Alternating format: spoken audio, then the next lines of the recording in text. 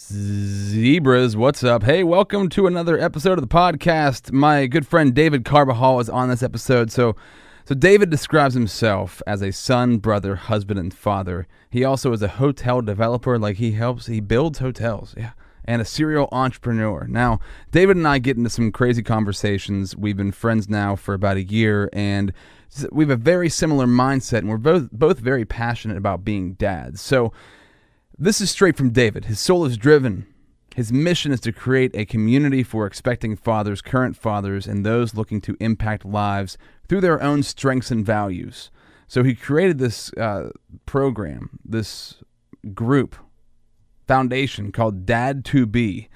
So you can realize the most important thing that you can do is prepare for fatherhood and be the person that you want your child to be. Not just once your kid is born, but before, when you're getting ready for them to come into this world. David said he was fortunate enough to realize this before his son was born, and his life has never been the same. And trust me, we've talked about this on many occasions. He's super passionate about being a dad. He's super passionate about helping other dads and building this community of reflecting, taking action, and transforming. I love it. And there's nothing more important, nothing more powerful than being a father or a mother. Right? But moms get talked about a lot. The dads don't get talked about as much. So that's why I'm really happy with being able to be his friend and be able to talk to him about this. He also has a personal journey that he'll touch on in this episode that I love. It's a journey to freedom, spiritually, mentally, physically, financially, and he has a personal goal to be free by 43. If you'd like to join that journey, you can go to freeby43.com, which I love the name of that, freeby43.com. Check out on Instagram and Facebook, Dad2BHQ, Dad, the number 2BHQ. Instagram, Facebook, David M. Carbajal, that's Carbajal.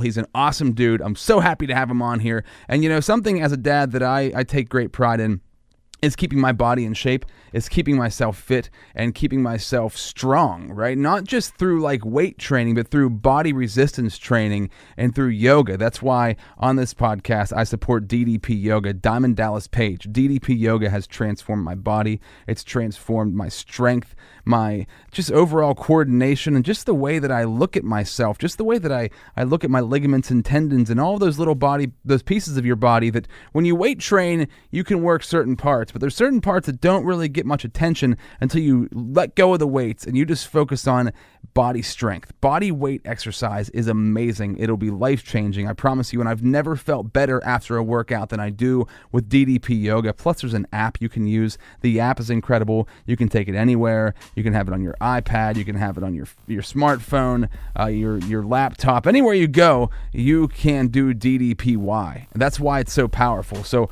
I would check it out. Do it, for sure. Get a free month. Try it out, and you'll see why I love it so much, and I think you'll fall in love with it too. ddpyoga.com. Let's get into this episode. Talk to David. Let's go. This is Rob Z Radio. One thing that you learned recently, or something big that you learned, that you wish you would have learned when you were 5 years old, 10 years old, 15 years old, what would that thing be for you? Well, first of all, thanks for having me, Rob. Rob and I, met a couple years ago, and we've become really good friends. And to answer your question, it's actually something I'm still in the process of learning, but it's a lot of people call it mindfulness or being aware. At the end of the day, I think awareness is probably the most important, biggest habit or skill that you can learn. And recently, I do wish I knew this, even 10 years ago, 5 years ago. And some people may not get this, but it's realizing that, who you are, who you actually are, not just, your name, or not just, you're this body, but you're deep inside behind being an objective observer of everything, every thought, every emotion, every feeling, and everything that's external. I mean, it sounds, if you're not open to kind of thinking outside of the box, or that honed in awareness that, we just culture, society tends to impress upon us, then it's a little abstract, I guess you could say. Yeah. But really, I've been studying this for not that long, 6 months. I've really been on this journey of realizing that, I'm me no matter what happens anywhere else. I'm not going to move. And it's incredible. I mean, it really is so powerful. It lets your mind rest. It lets you hone in on your consciousness. You get to focus and zone in on what's important to you and connect with, your soul. And when you can do that, I believe that you're unstoppable. When you're working on, what your true mission is and your soul purpose, there's nothing that can stop you if you can just stay in that zone. Yeah, absolutely. And if this is a little bit, to kick things off, a little woo-woo for somebody to hear right now, like you said, you and I have known each other for a little while now. We're in Ty Lopez, who's, just look up Ty Lopez online. We're in his business mastermind program, and you and I just hit it off, and that kind of had a similar mindset on a lot of things. And yeah, we've introduced each other to different books, different podcasts, and one of those podcasts was Tony Robbins had this guy on, Michael Singer, and this is where this comes from for me, because what you're talking about right now is something, I've been on this journey as well, and the past 2 or 3 months, it's been like ramped up, full throttle. Like I turned the volume the whole way up to 11, and Michael Singer, look up that podcast with him and Tony Robbins, and then the book is, The Surrender Experiment, but also the Untethered Soul. Thank you. The Untethered Soul. They're just amazing books, and he also has an audio course, video course you can go through. But yes, it's mind-blowing stuff. So if this sounds crazy to you listening to this right now, I'm suggesting get those books, check out Michael Singer. You'll see what we're talking about, because it's so powerful. And also, you introduced me to the Inside Out Revolution, which kind of ties right into it. And I guess starting off right now, because when we first met, you were talking about this dad platform that you were putting together, because you just had a son. I have a 4-year-old son. I take being a dad very seriously. It's, bringing somebody into this world and being able to, influence them and mold them is maybe the most important thing you could ever possibly do, because you have like almost full control over it, which is overwhelming, but also empowering all at the same time, depending on how you approach it. And you seem to follow me a lot in the sense that having a kid gave me more motivation than I'd ever had. I didn't have a whole lot of motivation before I had a kid. I had Max, and it's like I had this empowering feeling like I've got to do something with my life. So talk a little bit about that for yourself, the learning that you're doing, the mindfulness practices that you're doing, this platform that you've put together. How does that all go into you being a dad, and like what does it mean to you? Yeah, definitely. And to your point that it was a little heavy and deep to start, but you asked me, but it's important, man. What is the biggest realization that you've had? But, going back, I would say that really the transformation within myself has been within this past 1.5 years. And in that time, I have a 1.5-year-old. And prior to when he was born, I really just asked myself what it takes to be a good dad. A simple question. And so I have been for the last 10, 15 years, I do a lot of research. I really enjoy self-development, personal improvement. And I seeked out a few books. And it was actually my brother who gave me a book, about parenting. And in that book, it actually stated that it was just one simple sentence that just resonated and hit me. And it said, you need to be the person you want your child to be. And it was like, there's all this literature, all these courses, all these books, all this information. And it's one sentence that really hit home. And, after that, I started to look at myself, and ask myself if I represent the values and qualities that I want to see in my child, in my son, because I knew he was going to be a boy. And then so that at that point, it becomes a real, time to reflect, time to evaluate where you're at, time to really look at yourself in the mirror and see who you are. Because honestly, at the end of the day, your child's going to watch you, watch who you are, watch what you do, look at the habits you have, and that's who they're going to be. And so it's incredible to have that realization at this time that your life is about to change forever. You're going to have the responsibility, as you mentioned, to create a foundation and really mold a human. I mean, I like looking at it like an empty jar. Mm-hmm. They're an empty jar, and you get to fill it with, whatever you want. And it is a daunting responsibility, but it's also a very, very great opportunity and blessing. So then I went through this, and I'll just tell everybody now that the most powerful tool that I used is, as I was going through this reflection period, I began journaling to my son, who was unborn at the time. And every single day I promised that I would write something to him. I was extremely busy. I knew I wanted to, the values I wanted to improve, or the items I wanted to grow in. I wanted to lose some weight. I wanted to read more. I wanted to connect with old friends. I mean, there were 3 or 4 things that I was focusing on. And every single day I would write to my unborn son, telling him, this is your dad. I'm doing this. I'm on a plane. I'm headed here. Tomorrow morning, it doesn't matter. I'm going to get up and I'm going to run. I'm going to run 2 miles. I want to show you that, fitness and health are important. Talk to you tomorrow. Have a good night. Love you. So it's twofold. It's the most powerful accountability partner that you will ever have. And you start to connect and create this bond with this baby that's in, your wife or girlfriend or whatever that may be. Mm-hmm. So I did that, until he was born. And for me personally, I lost 30 pounds. I started reading more. I started, just growing a lot more. And I started to see, a transformation. And at the end of that, I saw how powerful this was.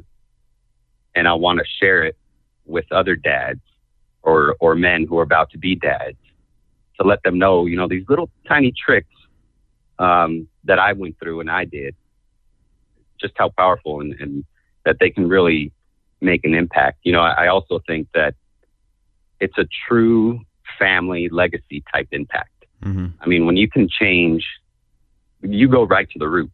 I mean, you're changing a man who's going to change his family forever, who's impacting a child who just, that's a legacy thing that's just going to transcend forever. So that's why I started, dadtobe.com. The goal is to create a coaching/teaching platform, and have the community. I mean, there's nothing out there for men. I mean, you go online and you can see 10 different forums for women. Yeah. But there's nothing out there for men. And, what I'm actually working on right now, we have our Instagram. That's probably the hub of most of our community. But what I want to do is I'm working on basically a pledge. It's a form that you just fill out, and, I pledge to, reflect, to take action, and to transform. That's really the 3-step process. And, it's a pledge that a man makes to his unborn son. And then from there, hopefully he takes action, and you'll see the transformation. Yeah, I love that. And this is interesting because you're actually starting this journey before the kid is even born yet, right? Like most dads, and I shouldn't say most, but I mean, from my experience, usually you don't have these epiphanies until you have your kid. I didn't. Whenever Max was, when he was unborn, when he was still in my wife's belly, I didn't have any connection to him. I was like, oh yeah, there's going to be a kid coming. It didn't like dawn on me. It just didn't hit me. Now when he came and it was like 3-4 months in, it really started to hit me. Something came over me. But I think that's a lot of people out there, especially dads, because you don't have that connection like a mom does with the kid. And, I was just talking to, this is funny, man. I was just talking to a lady the other day, and she's in her 50s, and she said that her husband did not have this, because we were kind of talking about a similar thing, what we're talking about right now. And she said that her husband did not have that epiphany until their son was like 15. When he came in, and she said he collapsed on the floor, and he was crying, and he said he had this dream, and God came to him in a dream and showed him all of the ways that he had mistreated his son. And he wasn't necessarily a terrible dad. He just didn't just had maybe not the awareness that he needed to have early on. And I thought, wow, man, it would be so sad to realize that 15 years in, and then having to go back and like redo things. And she said they have an amazing relationship now, that the dad and the son do, but it wasn't that great. It was, it wasn't terrible, but it wasn't great whenever this all happened. And I thought, with what you're doing, with starting that before your child is even born, that's beautiful, man. That's so powerful, because that is getting you into a mindset that's going to kickstart your drive. And then also, you're setting your son up before he even comes out. You already have notes written to him. You already have things that you want to show him. So you're already in that mindset before it even happens. That's really powerful. And like you said, not many people are talking about this kind of stuff, like being able to empower yourself as a dad. Absolutely. And the other thing is just everything on the surface, that you're about to get into the most difficult, testing, challenging, task and period of your life. Yeah. And so if you thought it was hard to change, prior to having a baby and a child, it's going to be 10 times harder, after, when you don't have any sleep. Yeah. So it's true. It's like, yeah, you need to kick it up and get into gear, for the physical and mental and spiritual strength and reasons to, be there for your spouse and grind through these sleepless nights. And you need to, it's a good thing to change, just to be that, physical representation of who you want your child to be. So it's twofold. One, it's getting you ready to get into the most challenging, phase of your life. Yeah. And two, it is just an opportunity to use that fear, or whatever you may have of becoming a dad, use it for good to propel you to that next level to transform. Yeah, and the fear that you mentioned, that's what it is. I'm looking at it right now I have a giant whiteboard in my office, and it has fear, right? It has fear written with 2 arrows, and the 2 arrows point to failure and success, right? Because fear is what drives pretty much everything on some level. And when it comes to a kid, it might be anxiety, it might be anticipation, it might, whatever you want to call it, it comes down to like this fear that like, am I going to, because you could go about it 2 ways. You could go about having a kid and say, man, this kid that I had is setting me back. They're costing me sleep, they're costing me time, they're costing me money, they're wearing me out, they're burning me out.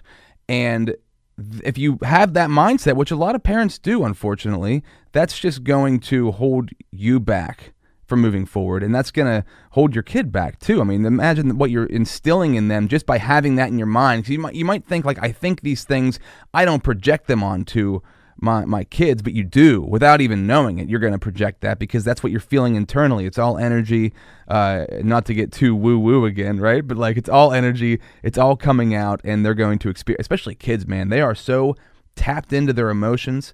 They are so pure. They don't have all of these onion layers like adults do. We have all these layers on ourselves that we have to peel off to get to who we are. Kids are who they are. So if you can then approach that fear in a way of like, I need to succeed, I need to be this person that, like you said, be the person that you want your kid to view you as. That's amazing to have yourself set up like that, to have your mind set up like that. Is huge. Do you think that came from you inherently? Do you think that was passed down from your parents? Where did that come from for you? Because I wonder that in any situation, I don't know where mine came from, honestly. It just was like this inborn, like, it was just this feeling that was instilled inside of me. I'm curious as to what you got to say about that. Yeah, for me, my dad has always been an extremely hard worker. He set that great example. I mean, he would have worked 2-3 jobs if he had to.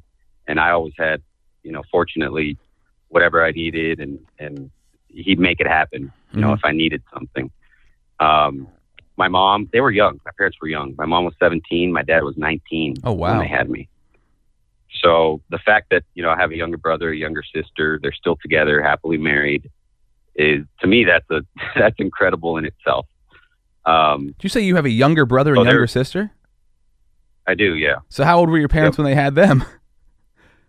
My mom was 21 when she had my brother, and then she was 23 when she had my sister. Okay. So by the age of 24, she had 3 kids. Wow. My mom and dad. Man. And they made it work, and very strong-willed, and of course they went through their trials, but at the end of the day, they're still happily married and obsessed with my son. He's the first grandchild, so it's awesome to see the joy that he brings to them. But to your point, or your question, my she's never been afraid to try anything. Even when we were young, I remember, one time she became a paralegal, just randomly went into an office, and, they're asking her, "Oh, do you know that?" "Oh, yeah, I know that. I know how to do that." She's like, she told me later, she said she had no idea what the heck she was doing, but, she just went for it. And she's always had that entrepreneurial spirit. I think that actually comes from my grandparents as well. They had a gas station and 7-Elevens at one point, had a food truck. So that's always been in kind of our DNA, I guess you can say. But, so I've always been curious, and it's funny, how Facebook or Instagram or something will send you, 10 years ago today, this is what you posted. And a lot of my stuff, and it's interesting to see, it's the same stuff I'm posting, reading about now. It's motivational stuff. It's personal growth and development. Mm-hmm. And it's funny because just growing up, I went to school. I went to a Catholic school, all boys school, for high school, Catholic elementary school. And I've always been on the course that, you go to elementary school, you go to, you got to get good grades to get into good high school. My high school was private. Then you go to college, then you work, then you get a good job. And that's great. I mean, that's great advice. My parents, steered me in that direction, and it's been very successful for me. By day, I'm a hotel development manager, and, I enjoy my job, but I still have that entrepreneurial fire and spirit within me that can't be contained. Mm-hmm. So it's interesting that once you kind of step outside of that box, and you get a taste of all the opportunity, and how this is really a world of, abundance and not scarcity. And it's not just a straight line to where you're supposed to be going. It's hard to accept and step back in and just, stay on that line. It's very difficult once you get a taste and once you see, what is out there. Yeah. So for me, I guess answering your question, I've just always been curious and always learning, and it's incredible. I'm telling you, it was that one line in that book I was reading, because I've actually been traveling for work. I fly a lot. So, once a week I fly, and that's my real time of, like, I put on my headphones, I sit there, I read a book, I have a journal, I'll write and take notes. And being up in the air and having that, 10,000 mile perspective of things is also very, very helpful, and it helps really put things into perspective. Another great book that kind of started this whole spiritual curiosity is called Your Money or Your Life. And it's by Vicki Robin. And to me, that it really hit home.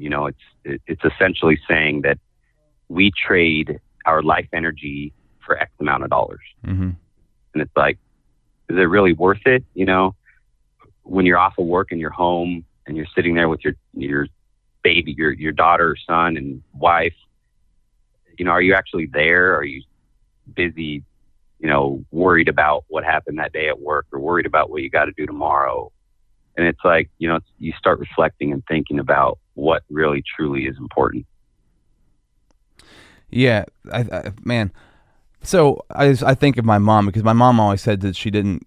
I think this comes from Rich Dad Poor Dad, but she always said that she didn't care about money. Yet she went to a job for 8 hours a day that she didn't necessarily love to make kind of enough money to survive, right? I mean, we made enough money. We never struggled ever, but it wasn't like an abundance of money. It wasn't an abundance of life, and it was.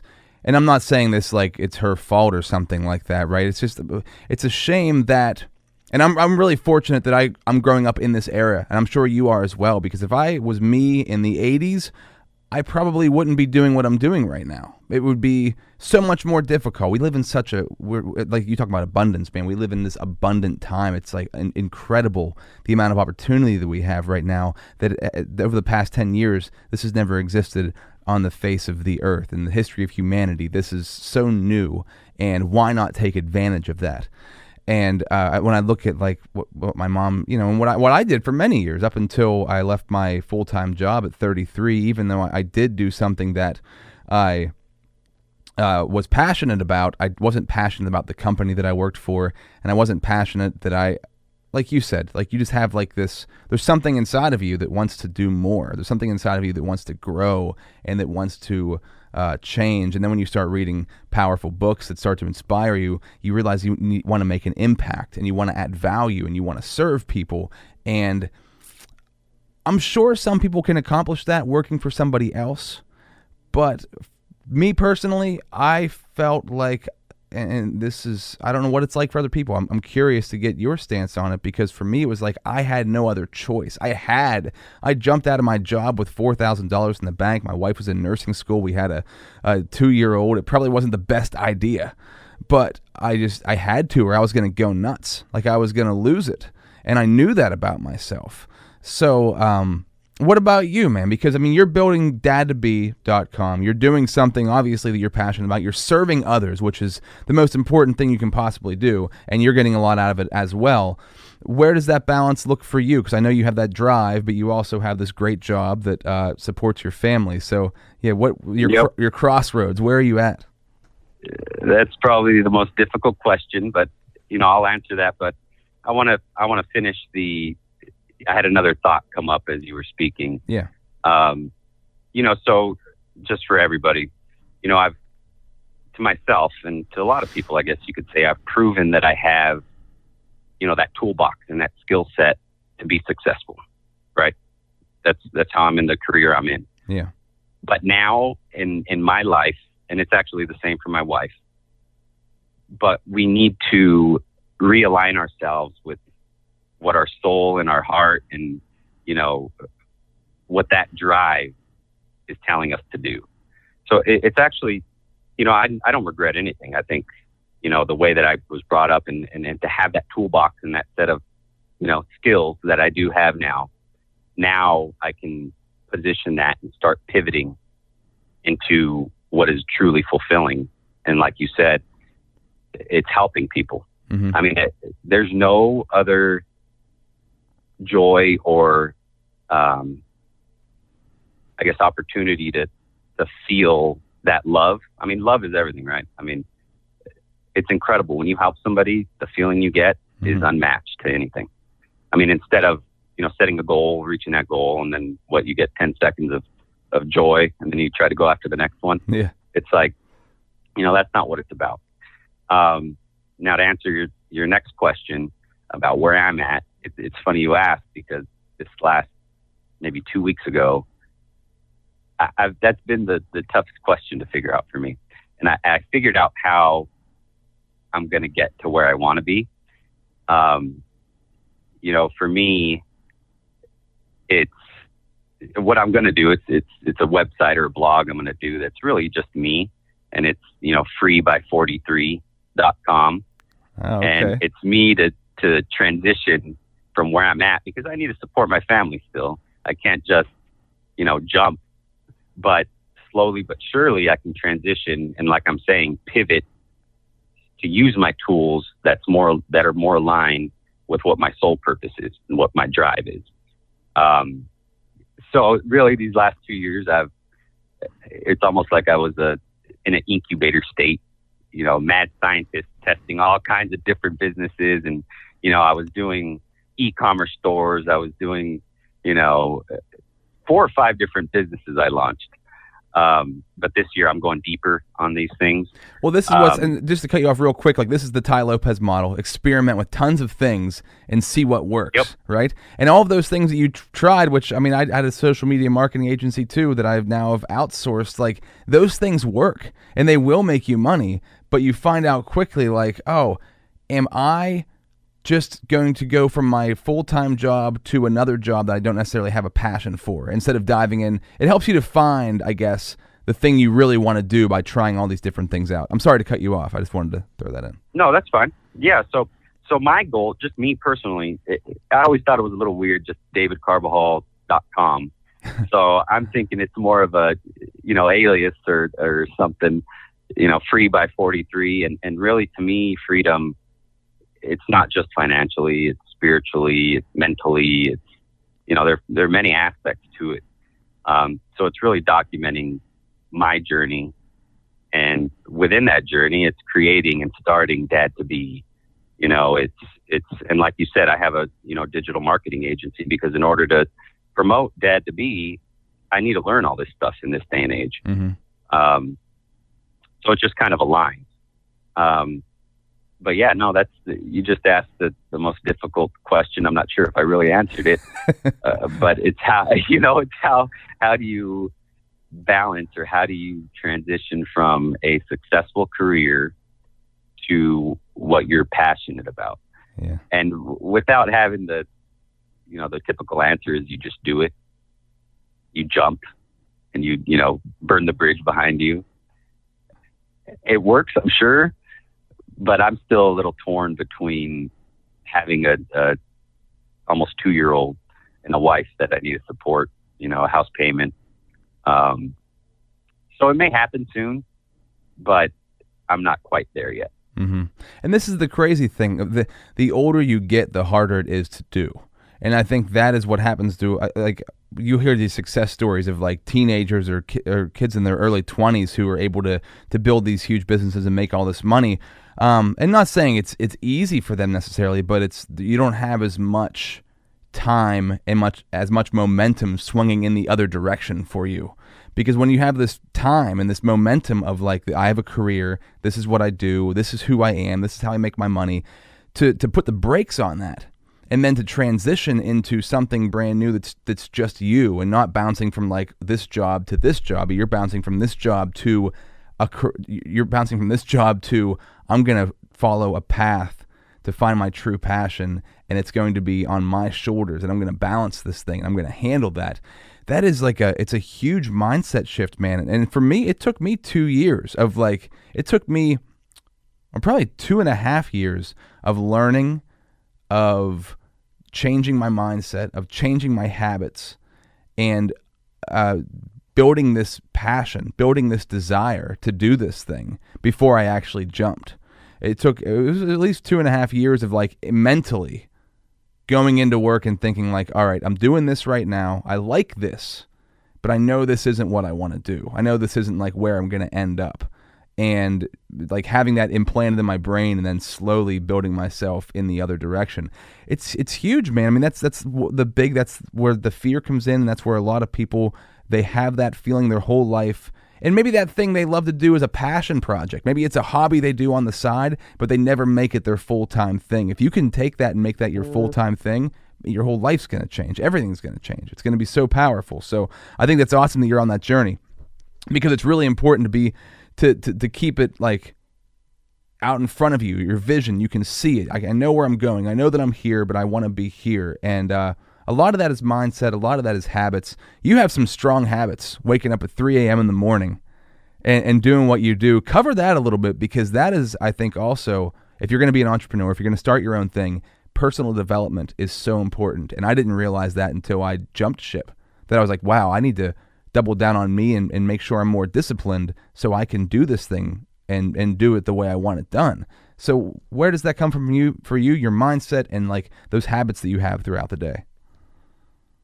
Well, I'm sure some of you have heard it before, but it's proven that, you are the sum of the 5 people near you, or, you spend the most time with. Mm-hmm. And it was a combination of, I started to associate myself or hang out with my brother-in-law, who's extremely into fitness, and his discipline is insane. So it was a combination of, a little osmosis of getting some of his, habits in the fitness realm. And like I was saying, it was during that time when I was journaling to my son. So with that combination, there was nothing that would stop me, because I'd have an accountability partner on the, external type world. And then I had one internally, with my son. Yeah. So it was, that's how I built the habit of, waking up at 3 or 3:30 and trying to get to the gym by 4, working out till 6, getting home, showering, eating. By the time it's 7 o'clock and everyone else is waking up, I've had almost half a day, and I've taken care of myself. And that's actually a good segue into, part of this whole awareness type journey that I've been on. I went to Sedona. I went on a little retreat with my wife, and to touch on, taking care of yourself first. There was a coach or a teacher that, we met with there, and she used to work for the Dalai Lama. She had 2 doctorates, like, very intelligent woman, and experience, just life experience. And one of the projects she worked on it for 10 years, her and a team of 5 people. And what they did is they said they got to probably about 15,000 families, and their goal worldwide. And their goal was to see who is the happiest. Like, what traits and what, legacy, family legacy equates to the most happiness. And, typically in everyday kind of societal standards, we have, you got to work, you have work at the top. And then you have your family, your kids, your family. Then you have your relationship, your spouse, girlfriend, boyfriend, wife, husband. And then you have yourself, whatever's left. That's the hierarchy of how we pour, or what we pour our energy and our love into. Mm-hmm. And what she found is that there were 0.05 families that passed the, metrics and the tests that they set, the parameters that they set to be an extremely happy family. And she lived with this one family for, I think she said 3 months, in this little village in, I think it was Iceland, or where was it? Don't quote me. It was Ireland or something. Okay.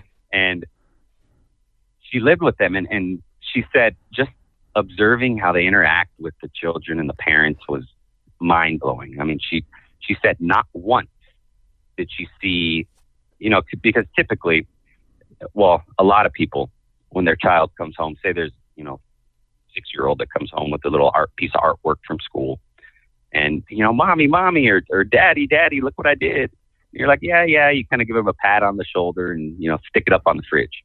Yeah, good job. Beautiful. She's like, the people here, what they would do is, they'd look at the picture. They'd say, wow, where'd you get the inspiration for this? Like, why did you draw it this way? Just full attention, on that child. Yeah. And having a conversation and provoking thought. And she said it was incredible. She said not once, the whole time she was there, did one person in that little village, just brush somebody off. And what they ended up finding is that hierarchy that I kind of explained earlier is completely flipped. So it's, filling up yourself first, loving yourself, putting all the energy into yourself. And then that is going to overflow, into your relationship. Mm-hmm. And then from there, you overflow that goes into your, your relationship with your kids and your extended family. And then from there, then it's work. And it's like, the most prominent example that's used is, you put the oxygen mask on yourself first, when you fly and stuff, they're like, if you're flying with children, make sure you put that oxygen mask on yourself first, then you go to the children. Yeah. And it's that same type logic and mindset that's just been, and that ties into what your first question was of, what's the most mind-blowing, enlightening, profound thing I'm working on and learning. And it's that self-love and it's awareness. I mean, because when you're aware, you see a broader picture and you're not, pigeonholed into what society has kind of drilled into you for the whole entirety of your life to date. Yeah, and boy, man, it's like common sense, in my opinion, but it's not practiced, and it's nobody's. You can't really blame it on one person, but it's so true. Like, doesn't it just make sense that if you work on yourself and you work on your internal being and you work on like how you treat yourself, how you talk to yourself, what you wake up like, whenever you have a problem, how do you talk to yourself inside of your head? Are you beating yourself up? Are you encouraging yourself? Or are you just accepting the fact that, hey, I have these thoughts. They're not necessarily me.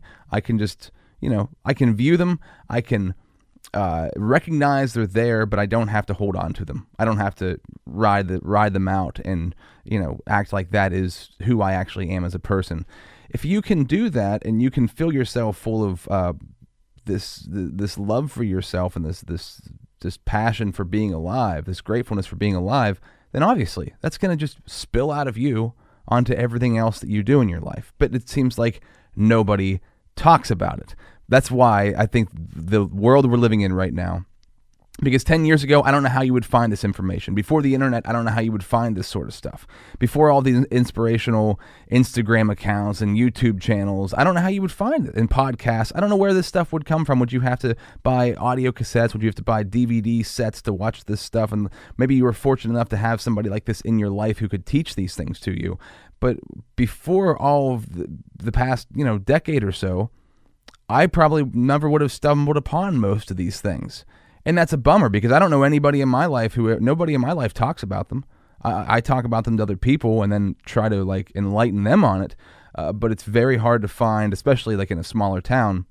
You're in a bigger city, but like in a smaller town, it's hard to find those sorts of humans. And it's kind of, I shouldn't say it's sad or disappointing, but it's a reality, and the internet's changing that, and that's a beautiful thing, and that's what I really love what you're doing with Dad to Be, is like you're going online and telling dads, it's okay to show emotion, it's okay to openly love your kids, it's okay to say, hey, I'm working on myself so that I can have a better home life, so my wife can be happier. And I've noticed this, man, just for myself personally, because I always throughout my life had just negative internal dialogue, and I would hang on to emotions. Actually, my therapist didn't diagnose me with, but says I have a lot of traits that are similar to borderline personality disorder. And so borderline personality disorder is where if you get hit with an emotion, you cling to that emotion, you hold on to it for a long time, and it's really hard for you to let it go. And I'm like that. Like if I get upset, I hang on it. If I get happy, I hang on it. And there's no reason to hang on to those emotions, but it's hard to break that habit. So when you are doing what you're doing online, and I'm curious the results you've seen so far, because you've been doing Dad to Be for over a year or more now, right? How long has it been? Yeah, I started it about a year ago, but like I said, then I went on the mad scientist, just started straying away and starting different businesses and taking my attention. But again, this past year, I really honed in again, and that's my focus. And you're building, like I said, you're building a strong following online. Like the following you're building is getting bigger and bigger. I'm watching it grow. What message are you getting from dads? Are they hitting you up? Are they sending messages to the accounts?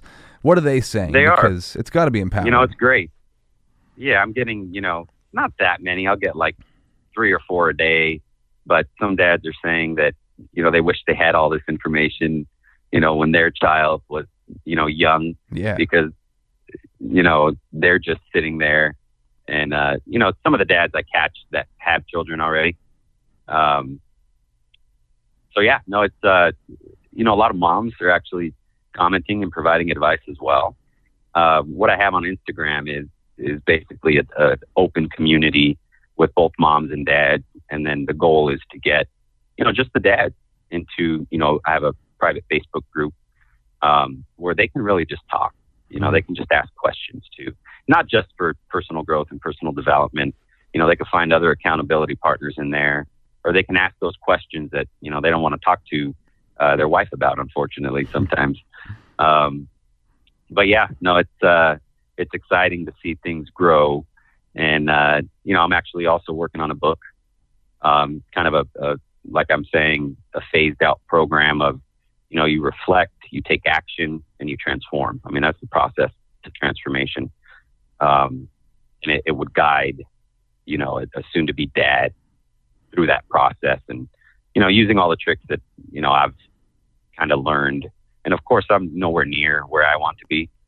But I'm just another dad trying my best to, continually grow. I mean, I think just if every day you improve in one aspect of your life, I mean, that's what we're meant to do. I mean, when we're not growing, we're dying, right? Yeah. And it's, it's just great to have that energy and perspective of things. Do you, in the morning and in the evening, go over things like at the end of the night? I always ask myself, what did I learn today? How did I help today? In the morning, I'll ask myself questions like, and this comes from Tony Robbins, what am I happy about? What am I grateful for? What am I committed to? What am I proud of? And when you ask yourself, your brain, your true self, a question, whether you knowingly answer it or not, you have to answer that question. So if you ask yourself the right questions, you'll start to get the right answers in your mind, and then you're going to carry that on throughout the day, and people are going to be able to pick that up. My wife picks that up. She notices that I'm in a better mood now. I'm happier now than I used to be. I'm more relaxed and just okay with life. I used to have FOMO really bad and always worried I'm missing out on something. And it's calmed me down a lot. So do you do that? What's a practice like that? A practical thing that anybody listening to this could put into effect that you do on a daily basis? Yeah. So for me, and recently I realized this, I had always wondered, I'm just starting to get into meditation. Like I never knew about it or never knew what it was. I always prayed. And then I asked somebody recently, it was a spiritual coach, what the difference is between prayer and meditation. And they said basically that prayer is asking God to guide you, and then meditation is listening. Yeah. So what I do is every morning I'll pray. I'll look at, I have a little list in my book here, my journal of, things I'm grateful for. And then, kind of set up my day and hit a few targets. And then at the end of the day, I like to just slowly meditate. I've been using this app, this Headspace app. It's pretty cool, and it has this sleep, component to it. Yeah. And it actually works. It's kind of, float down the river type thing, but it works. It's interesting. It's been a great year so far. And like I said, how we opened, the most profound thing is just realizing that, we sit there and we should observe our thoughts and emotions and let them pass, let them come, experience them, but then let them go. Mm-hmm. I mean, like you said, your therapist said, when you latch onto like an emotion or a thought, that's when you're fully consumed in that thought or emotion, and your consciousness runs with it. Your whole day runs with it. Your whole life runs with it before you know it. Yeah. Yeah, and it impacts everything and everybody around you, and you carry that with you. It's like when you're having a bad day and you're like, everything keeps going wrong. Well, you're carrying something with you. And that thing you're carrying is making things go wrong. Or if you have a day and everything goes right, you're carrying something good with you. And that's good. And not saying that's a bad thing, but to hang on to one or the other. If you hang on to good ones, you're probably also going to hang on to bad ones at the same time. And talking about meditation, man, yeah, it is... It's just a good practice because it's like a tune-up for your brain. Like we have to, get our cars inspected. You have to turn your computer off and let it rest or it's going to burn out. Why don't we treat our minds like that? And people think that sleeping is that. Sleeping doesn't really give your brain a chance to observe itself. So when you're consciously awake and you're meditating, your brain has a chance to observe what's going on, and it has a chance to flush things out and kind of hash things out on its own. And you don't even need to do anything. You might feel like you have to do something in there. You don't really have to. You can if you want to. But Headspace, I used Headspace for 3 years, and it was the best 3 years, the best money spent ever, because the benefit you get from that program and the different sessions he puts you through are phenomenal. It's just a phenomenal. The sleep one's amazing. I love turning parts of your body off. The one I used to do was like, it would be like turning a switch off on your feet, turning a switch off on your legs, turning a switch off on your stomach. Like you like turn your body off, and eventually you'd pass out. So I don't want to hold you up too much. I want to ask you one more question. This goes back to being a dad. Anybody who's younger, because you and I had kids when we were in our 30s. I think once men are in their 30s, it's much easier to be a dad. You're more calm. You've lived your life to some extent, so you've got a lot of that out of the way. What do you say to a dad who's 21 years old, 22 years old, who's having a kid, and they might not even understand the weight of it, the importance of it? They might not even be in any way, shape, or form prepared for it. What do you say to them? Well, that's a tough question, but really it would be the same thing. I mean, unfortunately, they have to do it quicker than most people, but they should reflect on who they are and ask themselves if, what they're doing now, who they are, is what they want, the qualities they want to see in their child. It's the same thing. I mean, it may be fortunate actually that they did it sooner and they were forced to really reflect and make the change. I wish I knew this stuff 10 years ago. Yeah. But I didn't have that fear, like I said, of being a father to really make me internalize things. Mm-hmm. I just wish I had it sooner. Actually, it's to answer your question, it's probably a good thing. Because you got to learn all these lessons. Yeah, absolutely. Yeah, no doubt, man. And I think I was just talking. The reason I asked you that, I was talking to a 21-year-old a couple of days ago who's going to have a kid here in a couple of weeks. He's still in college, and I was just kind of passing some advice along to him. And I was like, just try to remember that you're shaping this child's life. So I know you're going to get frustrated. I know you're still young. You haven't had a chance to be young, but understand that everything you do is impacting your kid, and they're going to look at you as an example. So I always hated that statement. Do what I say, not what I do. I hate that statement. Like, you can't expect somebody to watch what you do and not follow what you do. The words don't mean anything. The actions mean everything. No, that's a ridiculous statement. I mean, it's hypocritical. It's just wrong on so many levels. Yeah, and unfortunately, it's been used many, many times, and that's whatever. I mean, that is the way that it is. But hopefully, somebody could think about that and be like, "Man, that's the way my mom or dad treated me when I was a kid. I never liked being treated that way." And just think about how, because we can all remember being a kid. I can remember I'm very tapped into what I felt whenever I was a kid, and I can remember people doing things and me thinking why would you do that? Why would you do things in that way? It doesn't make any sense to treat people that way. You almost don't even need to say anything if you just live the way you want your child to be. Really. Yeah. I'm not even, I mean, you rarely have to say anything.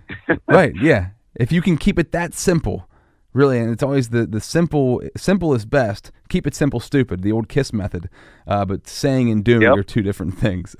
David, thank you so much, man. I always love talking to you. We always have amazing conversations. I'm glad we got to finally record one and we got it here to put out to the world. If people want to contact you, if they want to talk more to you and be a part of your program, your platforms, how do they find you? Yeah, I'd love for them to actually, on Instagram, they can message Dad2B HQ for headquarters. Send me a direct message and I'll get back to you. You can reach me at david@dadtob.com or, my personal Instagram as well, David M. Carbajal. And that's Carbajal. Very cool. Thanks, man. All that information also is in the show notes. So if you need to find that and you forget what he said, just go to the show notes. You can find it there as well and click on the link. David, thank you so much. This was awesome, and I can't wait, I think a year now in the future, and you've taken this thing to the next level. I want to see where you're at and what epiphanies you've had and what breakthroughs you've had, and we'll touch base here again in a little bit. Absolutely. I mean, it's been a pleasure to speak to you again. Like we always have great conversations. And, just looking for some help to grow this community and get it out there to the world and really, make some change. Very cool. Thanks, man. Thank you, Rob. Have a good day. Powerful episode. Man, there's so many nuggets you can pull out of there. So many nuggets I'm going to pull out of there to use later on. That's why I love talking to that dude. We have so many good conversations. I finally got to record one and get it out there for you. David Carbajal. His name's so good, I gotta say it twice. Thanks, David, for coming on, dude. Instagram and Facebook, David M. Carbajal, Carbajal. And Instagram and Facebook, Dad2BHQ. Dad, the number 2, BEHQ.com. Great guy, man. And just a great episode. So thank you for listening. DDP Yoga is powerful. Change your life with DDP Yoga. And trust me, dads out there, you're going to be a dad. You might have back issues. You might have knee issues, hip issues. You need DDP Yoga to pick your kids up. You're going to do so much leaning over, so much bending over, so much carrying all the diaper bags and the stroller, the car seat, the kid. Trust me. That's why I got into DDPY. One of the main reasons was all of the strain my back and my shoulders were taking from having a kid, that I got out into this yoga platform, which is strength conditioning, strength training, body resistance training, mental training. It's incredible. ddpyoga.com. Thank you for checking out the podcast, Zebras. All the music on this podcast is by Jake Over. Jake Over. Search for him on Facebook. He's an incredible music producer out of Central Pennsylvania. And as always, if you're listening, please subscribe, review, and leave a comment. Subscribe. Leave a review, leave a comment if you like what we're doing on here. It's all about being the teacher that you needed. The teacher that you needed. What does that mean? You were in school. You lived your early parts of your life and you didn't have that teacher in your life, somebody to show you the way. Be that teacher for yourself. Be that teacher for others. And that's why I wanted David to be on here to really talk about that point as well, to drive that point home. Thank you so much for listening. I'll talk to you next time. Peace out. Have a great day. This is Rob Z Radio.